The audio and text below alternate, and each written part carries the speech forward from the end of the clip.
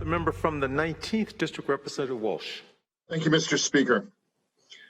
This amendment is not only a good amendment, it's an essential amendment to the underlying budget bill. And I feel it's imperative that we all vote yes on this amendment. Mr. Speaker, the amendment's important because it shores up the foundation of this budget. Mr. Speaker, a budget based on a foundation of sand is likely to have trouble lasting the people of Washington through its term. And truly, without this amendment, the underlying budget has a foundation of sand. It relies on a supposed source of income that doesn't yet exist. And if that supposed source of income does come into legislative existence, it may not survive judicial review. And Mr. Speaker, if it survives judicial review, it's not a steady source of money. And Mr. Speaker, I think we need to look for a moment at why it is not a steady source of money. A capital gains income tax is volatile. In its core, it's volatile. And Mr. Speaker, it is true that the reason that this state has rebounded from the economic doldrums caused by the COVID lockdowns faster than our neighbors to the south have rebounded is because this state does not rely on that unreliable source of revenue to the state government. So why is a capital gains income tax unreliable? And why does relying on it make this budget imperiled?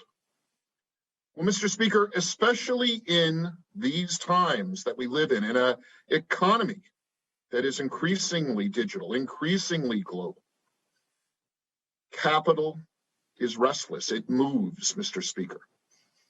It moves from state to state. It moves from nation to nation.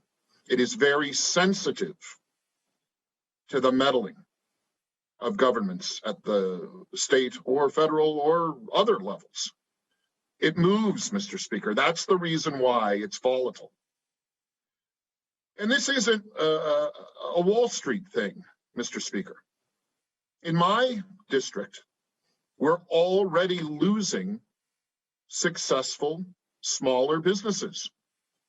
I recently had a fellow in my district runs a successful digital media company, pull up stakes, move his spouse and their young children to Rapid City, South Dakota, Mr. Speaker, because he feels that for his business, that state is a better place to be.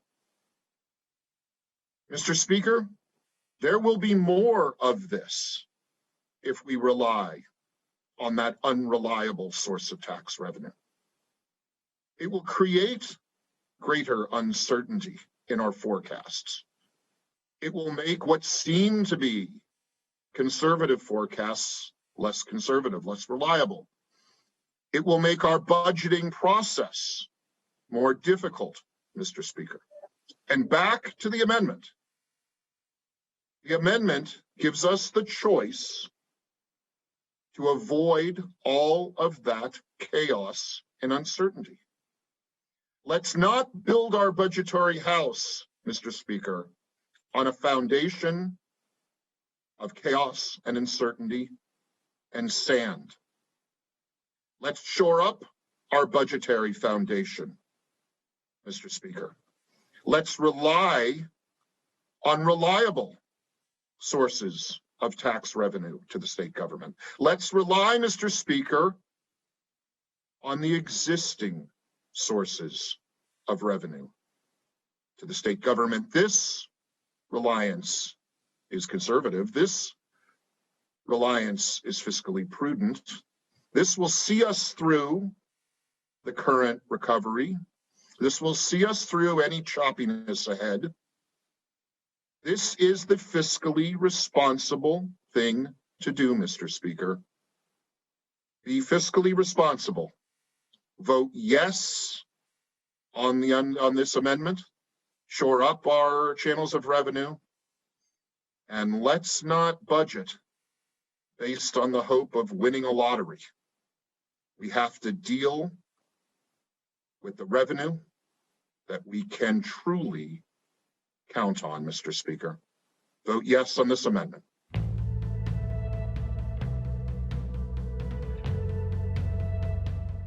Thank you, Mr. Speaker. Please move Amendment 522.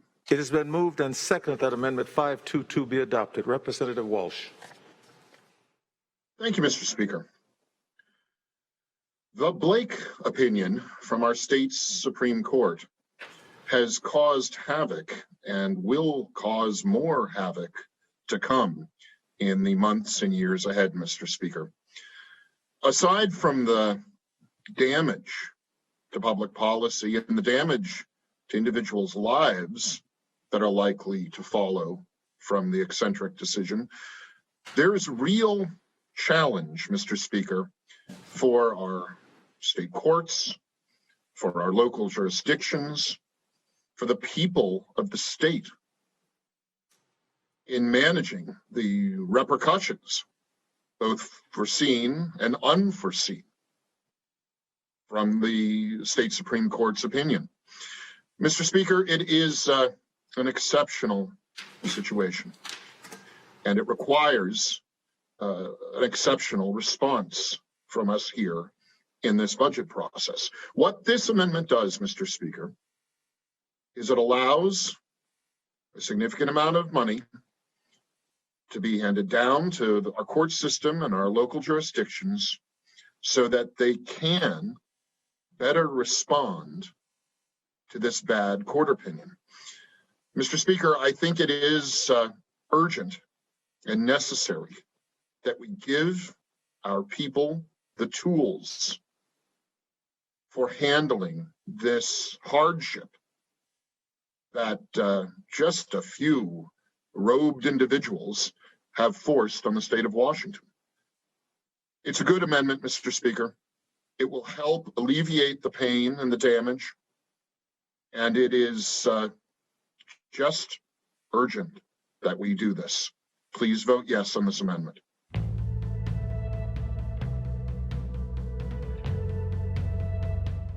Thank you, Mr. Speaker. Please move Amendment 506. It has been moved and seconded that Amendment 506 be adopted. Remarks. Representative Walsh. Thank you, Mr. Speaker. Well, it's not that often that I agree on a policy point with the current governor, but here we are.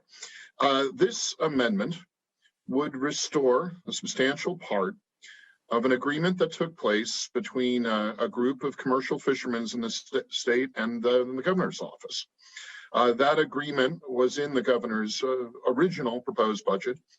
It was sort of muddied a bit in the Senate's handling of its budget. And what this amendment does is clearly restores a critical piece of that agreement. Mr. Speaker, what this is about a set program for repurchasing through our state's Department of Fish and Wildlife certain commercial fishing licenses from a small group of commercial fishermen and women. It's an important thing, although the numbers involved, Mr. Speaker, are small. It's an important thing for valuing these licenses and really all of our licenses to fish and hunt in this state. Outside of this chamber, Mr. Speaker, in my business, which is publishing, we deal a lot with rights, the assignment of rights, contractual rights, licensing rights. And I've always found in that line of work, Mr. Speaker, that it is important that rights have a clear and strongly stated value. And that if we allow rights to become muddy, unclear, uncertain what they're worth, even if that saves a few bucks in the short run, it hurts the value of an enterprise in the long run. It's better to defend the good value of a license for all parties involved. That's what this narrowly tailored amendment does, Mr. Speaker. The amount of licenses is only about 100. The total dollars spent is just about $1 million. In some reckonings, that's what they call budget dust in our budgets that involve tens of billions. So I'm asking for a yes vote, Mr. Speaker, for that clarity, for that value to be confirmed in the licenses that we issue in the state. Please vote yes.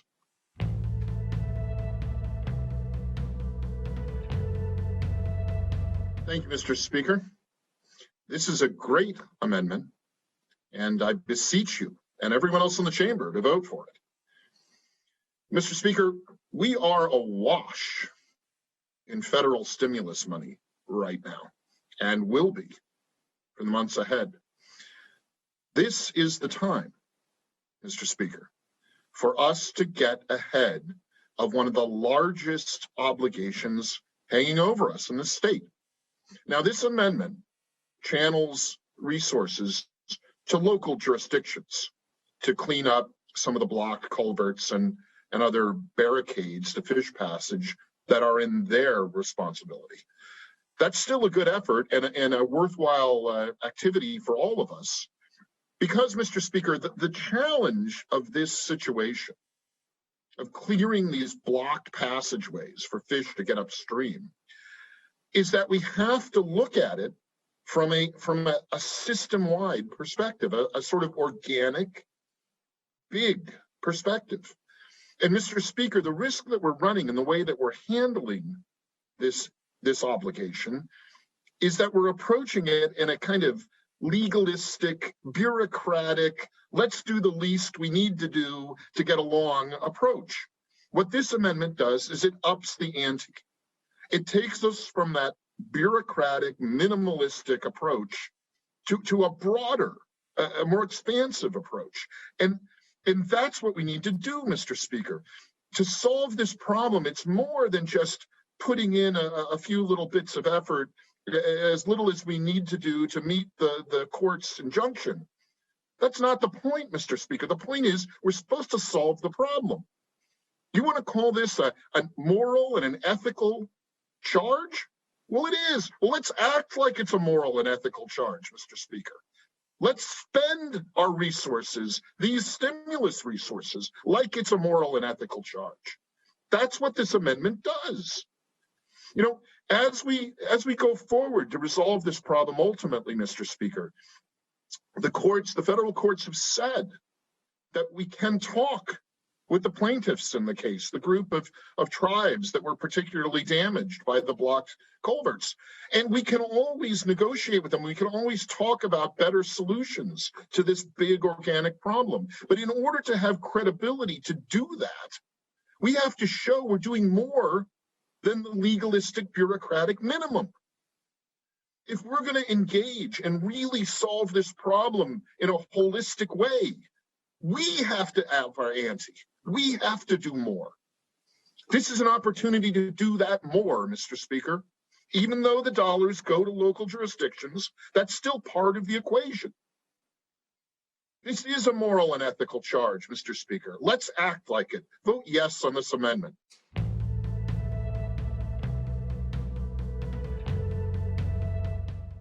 Thank you, Mr. Speaker. This is another good amendment. Please vote yes.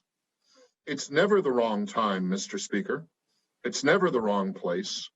It's never the wrong point in our legislative session to restore the proper separation of powers among the branches of government here in Olympia. This is a hopeful amendment, Mr. Speaker. It's a good amendment, and it's hopeful because I believe, and I think most of us believe, that if we restore the separation of powers, if we reclaim some of the responsibility and involvement that we are by Constitution charged with having, the outcomes are usually better. Even though this is just a small break on executive discretion, the small break could help. And I think that when the executive branch knows that such a break is available, they're likely to behave in a better way and decide in a better way.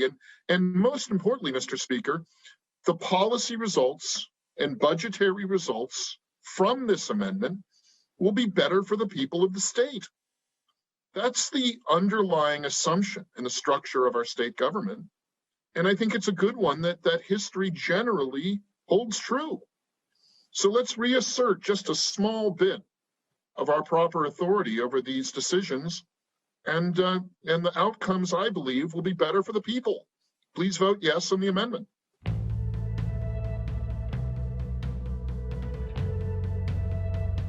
I'm going to vote no today on this budget, and I ask you to vote no too.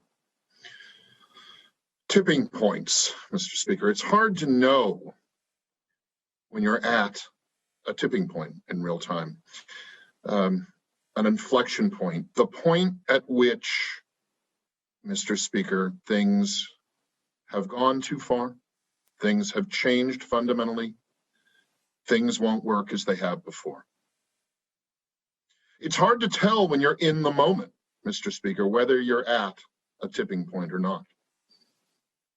But I think that this is a tipping point, Mr. Speaker. I think we're at a place now where in this budget and the tax policies that it presumes, we're not putting people first, Mr. Speaker. We're putting people on the first plane to South Carolina and Texas. The Speaker would advise the member, please do not impugn other members. Please proceed. Not impugning, Mr. Speaker, just trying to state it.